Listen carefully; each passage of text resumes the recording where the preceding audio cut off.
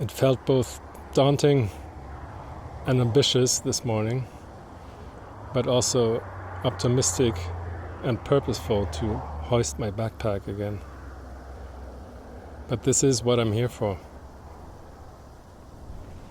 I noticed I had to pull it quite a bit tighter. I must have lost some weight. I feel a certain wobbliness in my legs. And also mentally, I feel like I'm setting out to sea by myself, which I essentially am. Nobody leaves at noon, but I wanted to enjoy my first breakfast in a long time, and also suss out what my body feels like.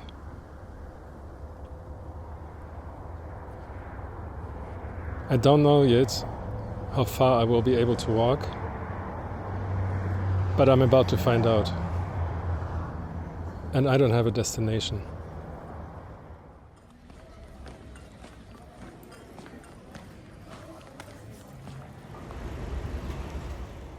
Unlike the usual giant wave of people that almost carries you, there's not a single pilgrim to share the path with me.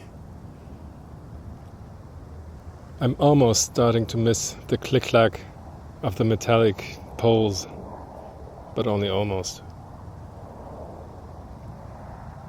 I could easily use another day to relax and recover, but I also don't want to be stuck in some permanent limbo of disease and recovery. Action produces information. And so, although it might be a bit risky to hit the road again, I felt like I should at least try.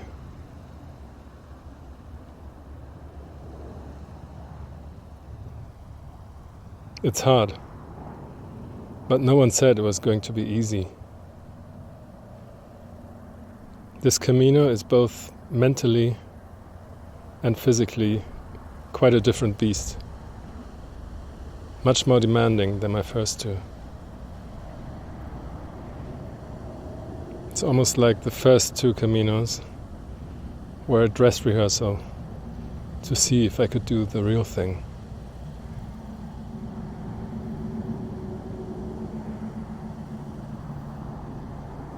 The last few days were only a silly virus infection,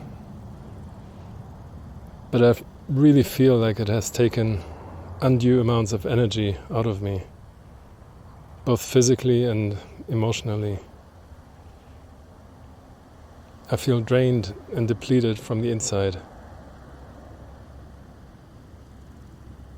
I saw a recent picture of me, and it seemed like I had gotten a lot more grey hair.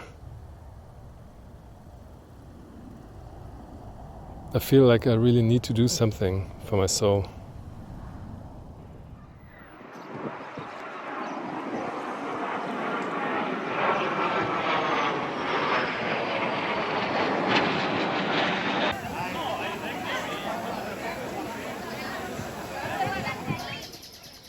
My first two Caminos felt like an exciting adventure, a joyful expedition with friends, where deep connections were formed amidst the inevitable occasional hardships.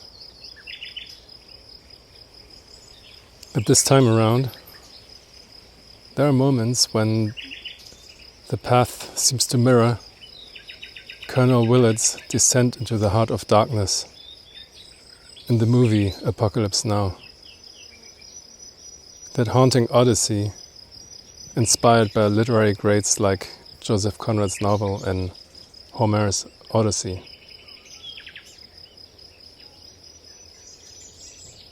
Now, I'm not saying my humble Camino is on par with those masterpiece tales.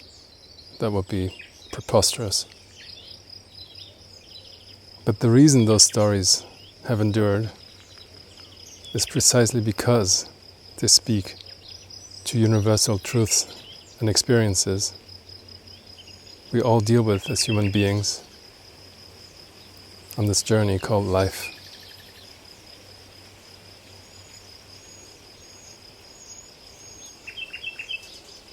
Apocalypse Now can be seen as Willard's plunge into the depths of his own psyche. A confrontation with his inner demons and shadows he had carefully tucked away.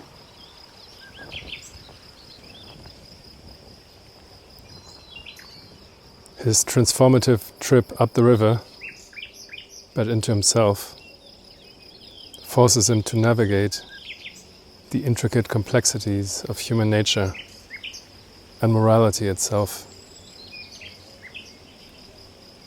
The lightness and darkness that coexist within us all.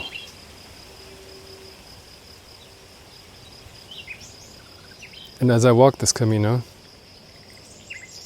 I can't help but see reflections of that same inward journey playing out.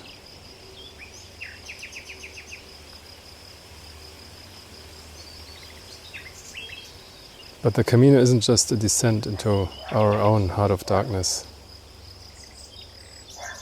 It's also a walk towards the light. It illuminates a deeper understanding of who we truly are and what our place is in this grand theater of existence.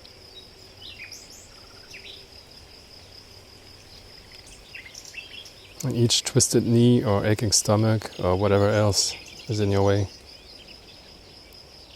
reminds you that growth requires pushing through discomfort and to embrace the challenges that ultimately crack us open to new perspective and maybe wisdom.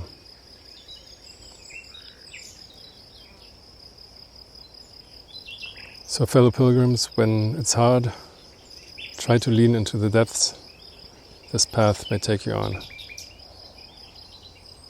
Confront the shadows, but just don't get lost in the darkness.